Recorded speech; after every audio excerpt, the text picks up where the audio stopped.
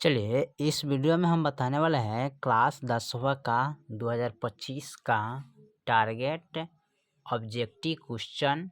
ठीक है, मैथ को हल करने वाले। ठीक है, तो चलिए इसका हम सवाल को देखते हैं क्वेश्चन नंबर 1 से। ठीक है, तो यहाँ पर हमने वस्तुनिष्ठ प्रश्न यानी कि ऑब्जेक्टिव, ठीक है, क्लास 10वां का है और चैप्टर 1 है। चैप्टर का नाम है वास्तविक संख्या यानी कि रियल नंबर्स। ठीक है, और क्वेश्चन नंबर 1 से हल करेंगे। ठीक है, तो क्वेश्चन नंबर 1 में क्या करें, प्रथम 10 विषम संख्या का मध्य निकालिए। ठीक है, यहाँ पर करें प्रथम 10 गो विषम संख्या का मध्य निकालना। ठीक है, सबसे पहले यहाँ पर लिखेंगे क्वेश्चन नंबर 1। ठीक है, प्रथम 10 को विषम संख्या का मध्य, तो यहाँ पर मध्य निकालने के लिए क्या करते हैं, विषम संख्या जैसे 1 हो गया। ठीक है, प्लस में 3 लिखेंगे। ठीक है, प्लस में 5 लिखेंगे, उसके बाद 7 लिखेंगे, 9 लिखेंगे, 11 लिखेंगे, 13 लिखेंगे। ठीक है, उसके बाद 15 लिखेंगे, उसके बाद 17 लिखेंगे, उसके बाद 19 लिखेंगे। ये सब क्या है, विषम संख्या है। इसका मध्य ज्ञात करना है, तो मध्य ज्ञात करने के लिए क्या करेंगे, इस तरह बटा दे देंगे। ठीक है, यहाँ पर लिखेंगे मध्य बराबर, ठीक है, 1 2 3 4 5 6 7 8 9 10, तो बटा लिखेंगे 10। ठीक है, फिर इसको लिखेंगे यहाँ पर मध्य बराबर, ये सबको जोड़ेंगे, ये पूरा को जोड़ेंगे, तो इसको जोड़ेंगे तो टोटल आ जाएगा, इसका संख्या कितना आएगा, 100 आएगा। ठीक है, ये सबको जोड़ेंगे तो कितना आएगा, यहाँ पर 100 होगा। अब बटा में 10, तो बटा में 10 दे देंगे। 1 0 से 1 0 कट गया। अब यहाँ 10 में 1 से भाग करेंगे तो 10 आएगा, यानी कि माध्य बराबर कितना आ गया, 10, यानी कि 10, यानी कि इसका आंसर हो जाएगा 10, यानी कि प्रथम 10 विषम संख्या का मध्य कितना हो जाएगा, यानी कि 10 हो जाएगा, बी हो जाएगा। ठीक है, चलिए दून में देखते हैं। क्वेश्चन नंबर 2 में दिया है √64/81 प्लस √16/9। ठीक है, तो यहाँ पर लिखेंगे क्वेश्चन नंबर 2 का। ठीक है, यहाँ पर लिखेंगे √64 नहीं जी, यहाँ पर लिखेंगे √64/81 प्लस √16/9 लिखेंगे। ठीक है, चलिए तो यहाँ पर √64 का जो वर्गमूल होता है 8 28 64 होता है, 9 9 81 होता है, प्लस 4 का होता है, यानी कि 16 का होता है, 4 चौका 16, 9 का होता है 3 3 9। अब इसका देखिए हम क्या करेंगे, इसको निकालेंगे, बटा का हल करेंगे। ठीक है, तो 9 3 का एलसीएम लीजिएगा। ठीक है, तो यहाँ पर हम ले लेते हैं। अब 9 3 का एलसीएम इस प्रकार लीजिएगा, तो 3 3 9 एक कम, फिर 3 3 9 एक कम, तो 3 3 9 हो जाएगा। 9 लिखेंगे, 9 एकम 9, 8 एकम 8 प्लस 3 3 9, 3 3 9 तो 4 3 12, 8 9 10, यानी कि 20, 20/9 हो जाएगा ना। यहाँ पर इसको हल किया था कितना, 20/9, तो ये बटा में आ गया। तो बटा में जो आता है वो क्या होता है, परिमेय संख्या होता है। ठीक है, बटा में जो होता है क्या होता है, परिमेय संख्या। तो इसका मान क्या कर रहा है, परिमेय संख्या होगा, ऑप्शन ए हो जाएगा। ठीक है, 2 में करा है 2 अपरिमेय संख्या इतना तथा इतना का गुणाफल क्या होगा।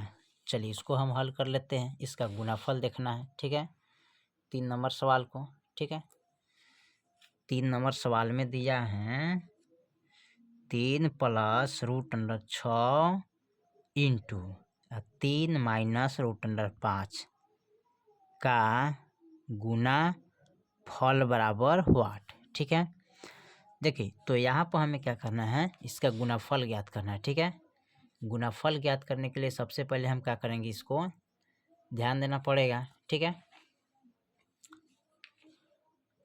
देखिए तो ये रूट से बाहर है, तो ये आपका क्या हो जाएगा, परिमेय संख्या। ठीक है, क्या हो जाएगा, परिमेय संख्या।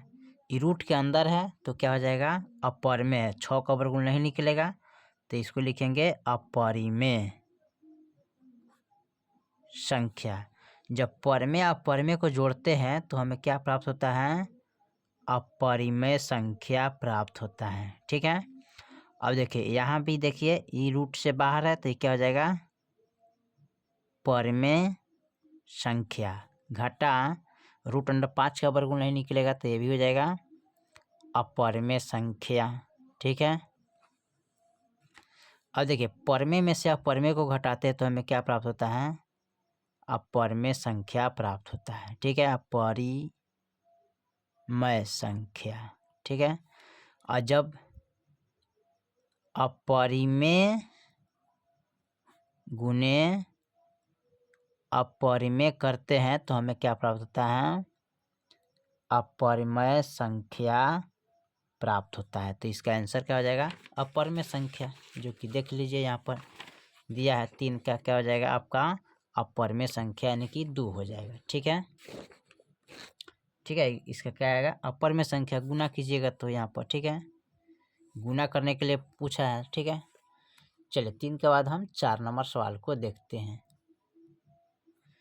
4 नंबर सवाल क्या कह रहे हैं, 4 में दिया है √10 गुने √15। ठीक है, तो लिखेंगे √10 इंटू √15 गुना है तो 15 दहा के 150। आप इस प्रकार भी बना सकते हैं, इसका गुणाखंड करिएगा तो इसमें अगर कीजिएगा गुणाखंड तो क्या आ जाएगा, 75 दूना 150 होता है। ठीक है, 25 तिहाई 75 होता है। ठीक है, तो कटाएंगे इसको तो ये क्या आ जाएगा, 25 तिहाई 75, फिर 5 25, 5 एकम 5। अब रूट के अंदर डालिएगा तो 2 एगो 3 एगो 5 2 गो, तो जो होता है 5 तो बाहर निकल जाएगा और इसका जोड़ा नहीं लगेगा, 3 दूना 6 हो जाएगा। तो देखिए ये हो जाएगा आपका क्या, परिमेय हो जाएगा। ठीक है, परिमेय संख्या, इसमें गुना का चिन्ह आता है तो गुना, और √6 का वर्गमूल नहीं निकलता है तो क्या हो जाएगा, अपरिमेय संख्या। तो जब परिमेय अपरिमेय में गुना करेंगे तो क्या प्राप्त होगा, अपरिमेय संख्या प्राप्त होता है। ठीक है, अच्छा इस प्रकार इनको भी बना सकते थे, इसका वर्गमूल नहीं निकलेगा तो हो जाएगा अपरिमेय। ठीक है, गुने इसका भी वर्गमूल नहीं निकलेगा तो ये हो जाएगा अपरिमेय। ठीक है, जब अपरिमेय अपरिमेय गुना करते हैं तो क्या प्राप्त होता है, अपरिमेय संख्या प्राप्त होता है। ठीक है, तो इनको इस तरह भी बना सकते हैं और इस तरह भी बना सकते हैं। ठीक है, चलिए क्वेश्चन नंबर हम 5 को देखते हैं। 5 में क्या कह रहा है, क्वेश्चन नंबर 5 में दिया है 156 का 2 का पावर x गुने 3 का पावर y गुने 13 का पावर z हो तो x plus y plus z का मान ज्ञात कीजिए। ठीक है, चलिए इसको हम देख लेते हैं। सबसे पहले यहाँ पर दिया है 156, तो पहले लिखेंगे 156 बराबर 2 के पावर x गुने 3 के पावर y गुने 13 के पावर z, तो x plus y plus z बराबर हुआ। ठीक है, तो 156 का यहाँ पर क्या करेंगे, एलसीएम निकाल लेंगे। ठीक है, 2 से लगाइएगा तो 2 सते 14, 2 अठे 16, फिर 2 से लगाएंगे इसको तो 2 तिहाई 6, 2 नवा 18। अब 2 से नहीं लगेगा, ये 3 से लगेगा। ठीक है, तो 13 तिहाई 39, यही होगा 13 एकम 13। ठीक है, अब यहाँ पर देखिए इनको तोड़े हैं 156 को तो कितना है, 2 गुने 2 गुने 3 गुने 13। ठीक है, तो देखिए 2 2 गो है तो इसको इस प्रकार लिखेंगे, 156 बराबर 2 के पावर 2 गुने 3 एगो है तो इसका पावर कुछ नहीं तो 1 होता है, गुने 13 एगो है तो इसका पावर भी 1 होगा। ठीक है, तो ये x का मान हो गया।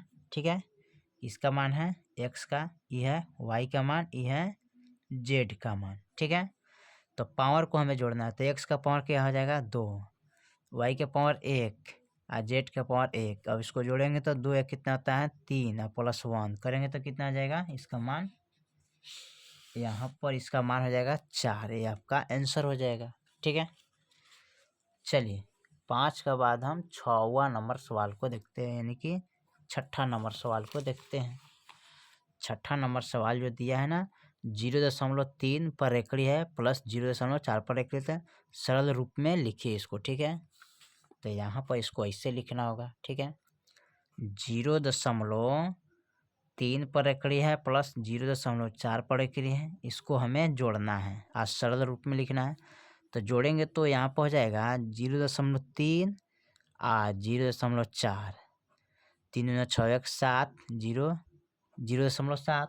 ठीक है, यानी कि इसको लिखेंगे कितना, इस पर रेखड़ी तो रेखड़ी चाहे तो 0.7, रेकड़िंग है तो रेकड़ी चढ़ा देंगे, ठीक है। अब देखिए रेकड़िंग है, अब इसको क्या करेंगे, एगो पर रेकड़िंग है तो इसको 7/1/9 लिखेंगे। अगर 2 अंक पर रेकड़ी रहेगा तो 2 9 बैठाएंगे, 3 पर रहेगा तो 3 9 बैठाएंगे। तो एगो पर रेकड़िंग है तो एगो 9 बैठाए हैं और 7/9 ये आपका आंसर हो गया। चलिए 6 के बाद हम 7 नंबर सवाल को देखते हैं। चलिए 7 नंबर सवाल में करा, यदि Q एक धनात्मक पूर्णांक हो तो निम्नलिखित में कौन धनात्मक विषम पूर्णांक है। देखिए यहाँ पर पूछा है धनात्मक विषम पूर्णांक। तो देखिए 6Q+1 ये क्या है, Q का क्या करे, Q एक धनात्मक पूर्णांक है तो Q यहाँ पर देखिए धनात्मक पूर्णांक है। और कौन धनात्मक पूर्णांक विषम होगा, तो देखिए ये है 6Q+2 तो ये सम हो गया, ये भी सम है, ये भी सम है, लेकिन यहाँ पूछा कहते विषम। तो Q यहाँ पर कथी है, धनात्मक पूर्णांक है और विषम, यानी कि 6Q+1 हो जाएगा, ठीक है इसका आंसर। तो यहाँ पर 7 का लिखेंगे 6Q+1, ठीक है, ये आपका आंसर हो जाएगा। 7 के बाद 8 नंबर को देखते हैं। 8 में कह रहा है यदि दो संख्या का मसा 25 है और लसा इतना है तो संख्या का गुणाफल क्या होगा। तो लिखेंगे दो संख्या का, ठीक है, मसा कितना है 25, दो संख्या का लसा कितना है 50, तो दोनों का गुना फल बराबर हो 8। दोनों का गुनाफल करना है तो इसको 25 × 50 कर दीजिए। तो ये 5 25 और 5 10 11 12, एक 0 बैठा दिए यानी कि 12 50 आंसर हो जाएगा इसका, ठीक है। चलिए 8 के बाद हम 9 नंबर सवाल को देखते हैं। 9 में क्या कर रहा है, दो लगातार विषम संख्या का मसा होता क्या है। दो गो लगातार विषम संख्या लेना है, ठीक है, जैसे कि दो गो लगातार विषम संख्या, जैसे कि 1 हो गया 3 हो गया, ठीक है, ये लगातार क्या है विषम संख्या। अब 1 से हम 3 में भाग करेंगे, ठीक है, तो ये कटेगा 3 एकम 3 कट गया। तो इसका जो मसा होता है कौन हो जाएगा, 1 हो जाएगा, ठीक है। मसा इधर वाला रहता है, ठीक है, मसा क्या हो जाएगा 1 हो जाएगा, ठीक है। चलिए 9 के बाद हम 10 नंबर सवाल को देखते हैं। 10 में क्या करा है, यदि भाग एल्गोरिथम ए बराबर BQ+R में B का मान इतना है, Q का मान इतना है तथा R का मान इतना है तो A का मान ज्ञात करें, ठीक है। यहाँ पर दिया है A बराबर लिखेंगे BQ+R, ठीक है। तो B बराबर दिया है 61, Q का मान दिया है 27, R का मान दिया है 32। इसको हल करना है, यहाँ पर लाएंगे इसको। तो A का मान हमें ज्ञात करना है, B का मान है 61 इंटू Q का मान लिखेंगे 27 प्लस R के मान 32। A बराबर इस दोनों को गुना करेंगे, ठीक है, क्या करेंगे गुना करेंगे तो 16 47 आएगा, प्लस 32 जोड़ लेंगे, इसको ऐड करेंगे तो 16 79 हो जाएगा, यानी कि A के जो मान हो गया ना इतना हो गया, A बराबर 16 79 आ जाएगा, ठीक है, ये आपका आंसर हो गया, ठीक है। 10 के बाद हम 11 नंबर सवाल को देखते हैं, ठीक है। 11 में क्या कर रहा है, यदि f(x) बराबर x⁴ minus 2x³ minus x+2 को इतना से क्या करना है भाग करना है, ठीक है। तो भाग करने के लिए क्या करते हैं, इनका और इनका फर्स्ट वाला देखिए, इनका x⁴ है, इसका x⁴ है, तो x⁴ और x⁴ भाग करना है। तो भाग करने के लिए हम क्या करते हैं, अच्छा इस प्रकार आप इसको भाग कर सकते हैं, ठीक है, भाग भी कर सकते हैं। तो यहाँ पर देखिए इसको शॉर्टकट में हम बताते हैं। यहाँ पर आप भाग कीजिएगा तो यहाँ भाग करने के लिए क्या करते हैं, ए भागा है तो x क्या होगा कट गया, पावर जो होता है वो घटता है, भागा का पावर क्या होता है घटता है, ठीक है। तो 4 - 2 करेंगे तो क्या आएगा 2, तो इसका क्या आ जाएगा 2 ऑप्शन हो जाएगा, ठीक है। चलिए 12 नंबर सवाल को देखते हैं, 12 में क्या कह रहे हैं। 12 नंबर जो सवाल दिया है यहाँ पर कह रहा है यदि px का इतना मान हो तो इतना इतना हो तो घात क्या होगा, इसका घात निकालना है, ठीक है। तो देखिए x⁴ है, ठीक है, यहाँ पर दिया है 2 माइनस एक्स स्क्वायर हो तो पी और क्यू एक्स का मान, तो ये पी एक्स का मान हो गया, क्यू एक्स का मान है। ठीक है, क्या है, तो सबसे पहले यहाँ पर लिखेंगे पी एक्स का मान लिखेंगे यहाँ पर, तो एक्स के पावर 4 माइनस 5 एक्स प्लस के 6। ठीक है, क्यू एक्स बराबर दिया है कितना, तो ये दिया है 2 माइनस एक्स स्क्वायर। ठीक है, तो इसमें पूछा है घात। ठीक है, घात बराबर, तब पी एक्स का मान बटा क्यू एक्स का मान लिखना है, तो इसका घात क्या हो जाएगा, तो देखिए ऊपर में लिखेंगे इसको, यहाँ पर लिखेंगे इसका क्या, तो यहाँ पर क्या करेंगे, इसका मान फर्स्ट वाला मान लिखेंगे कितना है, यहाँ है, तो यहाँ लिखेंगे एक्स के पावर 4। ठीक है, यहाँ लिखेंगे क्यू एक्स का मान, तो इसका क्या है, यहाँ पर दिया इसका एक्स का मान क्या है 2 है, तो यहाँ पर एक्स का आर का पावर 2 लिखेंगे। अब यहाँ देखिए एक्स से एक्स काटेंगे, अब 4 माइनस 2 करना है क्योंकि घटता है तो 2 आएगा, यानी कि 4 माइनस 2 करेंगे तो 2 ही ना आएगा घात इसका। ठीक है, क्योंकि भागा का रूप में है तो इसका ऑप्शन 2 हो जाएगा। ठीक है, चलिए 13 नंबर सवाल को देखते हैं। 13 में जो दिया है सवाल यहाँ पर करा, यदि 140 का 2 का पावर एक्स गुने 5 के पावर वाई गुने 7 के पावर जेड हो तो x plus y minus z का मान क्या होगा। ठीक है, चलिए इसको हम देखते हैं। यहाँ पर लिखेंगे 140 बराबर 2 के पावर एक्स गुने 5 के पावर वाई गुने 7 के पावर जेड, तो x plus y minus z बराबर हुआ। ठीक है, तो 140 का यहाँ पर गुणाखंड करेंगे, 70 दूना 140, 35 दूना 70, अब 5 सत्ते 35 और 7 एकम 7, 140 का हो जाएगा 2 गुने 5 गुने 7। ठीक है, अब हमें क्या करना है, यहाँ पर लिखेंगे 140 2 है तो 2 के पावर 2 लिखेंगे गुने 5 गुने 7। अब देखिए इस पर कुछ नहीं, तो ये एक पावर है, इसका एक पावर है, तो ये हो गया आपका एक्स का मान। ठीक है, ये हो गया वाई के मान, ये हो गया जेड के मान, तो एक्स का मान क्या है पावर 2, तो 2 लिखेंगे। ठीक है, यहाँ पर। ठीक है, हाँ, उसके बाद एक्स का यानी कि इसमें प्लस है तो प्लस करेंगे, वाई के मान यानी 1 है, पावर खाली लिखना है, और माइनस जेड का पावर 1 है, तो 2 1 कितना होता है 3, और माइनस 1 तो कितना आएगा 2 ऑप्शन। ठीक है, चलिए लास्ट जो सवाल है 14 नंबर उसको हम देखते हैं। ठीक है, 14 में करा है 0.57 का रेकरिंग का सरलतम रूप क्या होगा। ठीक है, चलिए इसको सरलतम रूप में हमें व्यक्त करना है, तो पहले लिखेंगे इसको क्या, यहाँ पर लिख लेते हैं 0. ठीक है 57 रेकरिंग। ठीक है, इसका सरलतम रूप लिखना है तो सबसे पहले लिखेंगे इसको 57। ठीक है, और देखिए रेकरिंग 2 पर है तो 2 9 डालेंगे। ठीक है, एगो पर आता तो एगो डालते, 2 पर है तो 2 डाले। ठीक है, रेकरिंग अगर इस प्रकार एगो अंक पर रहता तो एगो डालते और 2 पर है तो 2 डालेंगे। ठीक है, अब इसको कटाएंगे तो ये कटेगा 19, यानी कि 3 से कटेगा 19 23 57 और 33 नवा 33 23 99। ठीक है, यानी कि 19/33 इसका आंसर हो जाएगा। ठीक है, चलिए तो हमने क्वेश्चन नंबर 14 तक इस वीडियो में कंप्लीट कर दिया, बाकी जो सवाल है फिर अगले वीडियो में, तब तक लिए जय हिंद जय भारत।